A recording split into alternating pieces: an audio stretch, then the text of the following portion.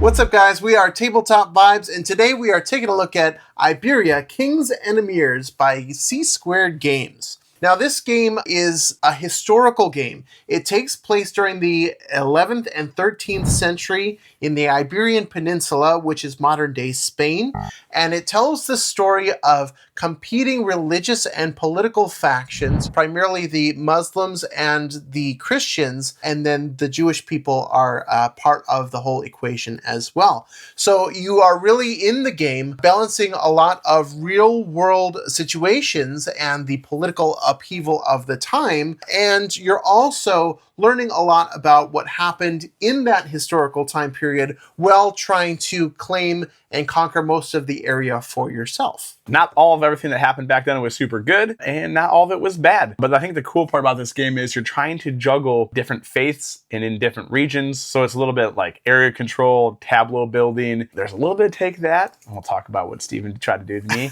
And we'll talk about my retaliation. But in this game, everyone's picking either a king or an emir, and everybody kind of has like an asymmetric player variability power. I played as the guy who got to have an extra courtier card, which was super helpful. Yeah. And my king was Alfonso I, and he had to pay one less to hire a mercenary, which we'll get into what that means. Right. And so the game has a couple different aspects of where it goes through. So at first, you're going to check population based on your starting character. Mine was heavily on the Muslim population side. Mm-hmm. So I want to be in the Muslim track. That's where my goal and my population's at. Mm-hmm. And then you make money and income based on if you're hitting your like essential faction alliance, right? I wanted to be in the population track, which where the Muslim portion was, and I didn't want to go higher into neutral, and I definitely didn't want to go into Christendom. And I was the opposite. My king was a Christian king, and so I wanted to make sure that the areas of the board which I conquered, which the whole Iberian Peninsula is divided into all of these different territories, right. And each of them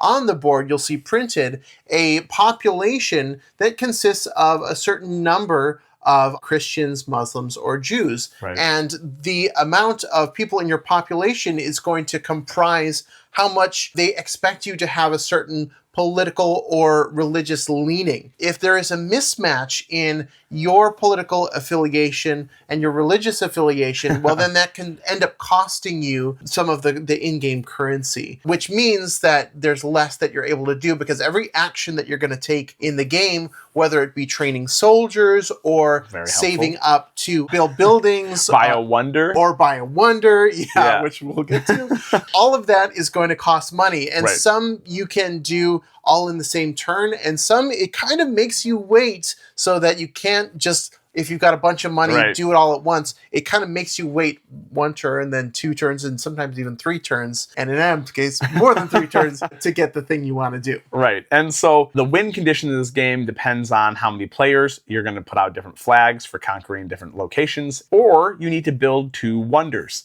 And so I'll just tell my real quick story. I was on the fast track to getting a wonder. I had my courtier cards, which these guys are super cool. I'll put them on the screen. They do different kind of abilities and gain and loss different things. Usually when you play the courtier cards, you gain influence in that person's faction. If you're already in your current faction, so if I'm in my Muslim faction already and I play a Muslim card, I don't move anything. So that's kind of very helpful. You're trying to play cards based off your faction, and you're trying not to lose different faction points, because if you start the next turn and you're not in your faction alliance, well, you're not going to make as much money. Long story short, I played an awesome card. It said I get to take off $3 off of a wonder. It's very expensive to build a wonder. Yes. And so I got to essentially jump an entire level 2. There's 3 levels, and the last level being 6. Somebody, we won't name any names, pushed my wonder step back one whole movement, which set me back a lot. Yes. So whereas he had a courtier that allowed him to pay 3 less, I had a courtier which allowed me to knock any opponent back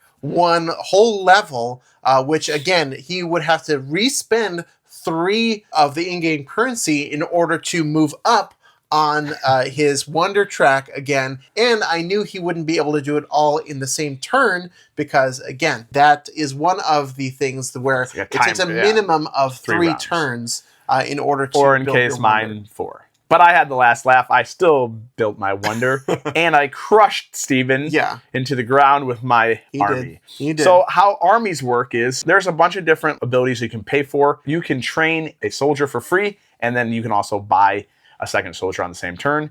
You can do what's called political reform. You can spend money to move up in a faction, and then you can also move it down in the tracker so that you're not missing or going out of alignment on your next turn. Right. You can take all these different actions, and then after you take all these different actions and spend your courtier cards, then you transfer and you move into move. The game starts off, everybody only has one move action per turn, but you can spend more money to get more movements. And those become persistent if you have spent to upgrade your move ability. Instead of moving one army, one space that is bordering your place you're deploying from, you can choose to upgrade that to 2 or even 3 that takes effect for the rest of the game. So I used that to my advantage, and I took my triple movement and I absorbed one army of mine into the other army, and then I just went right into Steven's location, which then stops your movement because there's somebody there. So there could be uncontrolled regions, which is just like places on the board that haven't been occupied by me, Steven, or whoever else is playing,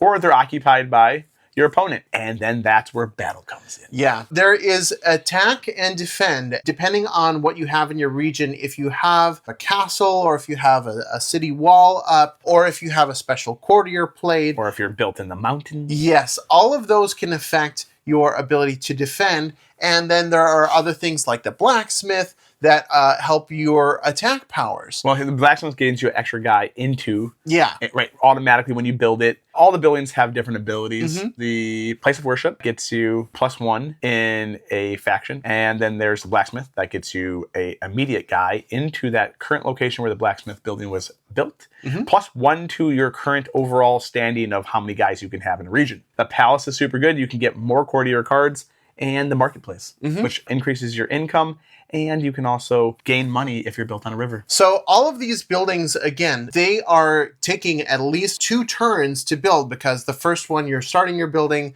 and the next one you're completing. And again, it kind of brings into the historical context. Buildings don't just get built overnight. They do Rome take wasn't built time. in a day. Exactly. They do, or in this case... Or Iberia. Yes, wasn't built in a day.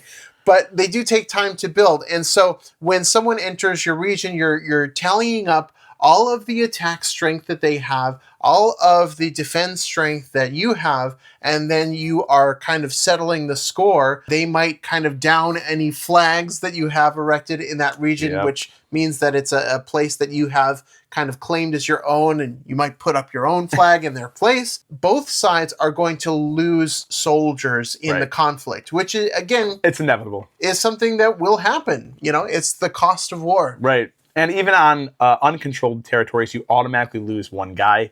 Just to help level set. You can also hire mercenaries. That's right. You did this a lot. Yeah, well, frustrating. That was my king's special ability, is that he must have been super corrupt, because the mercenaries wanted to make friends with him, and so he didn't have to pay as much to recruit a mercenary. So the mercenaries, you have this pool of 3 of them that can be used in the game on subsequent turns, and the cost increases each time you use a mercenary, and they go into this place to replenish, and once all 3 have been used, then they all come back and you can start to use them again. And you can hire up to 2 per turn. Exactly. Which what Steven was doing, because his king was like super shady. Yeah, obviously. So, sometimes that can come in handy, because, you know, whereas it would cost me 2 in-game currency to train a soldier, I could hire a mercenary for only 1, which, again, came in did work out pretty well for you, didn't it? Yeah. Yeah, so I mean, there's just all these like moving things. And then if you do win and take over a location and you have enough troops in the region to then subdue, you then gain that population, you go up in income, because every turn you have an income tracker and you get money. So it's advantageous to have enough guys in there to take over and subdue an area. And then again, you're trying to make sure that your population is staying within where you need it to be. And then if you lose locations, unless you're maxed out at the top of one of those 3 different religious factions, then you will lose down faction points. Yeah, so it's all about balance. You're trying to find the balance of, does it make most sense with my limited amount of money to buy a building, or to save up for a wonder, or to just build up my army and attack?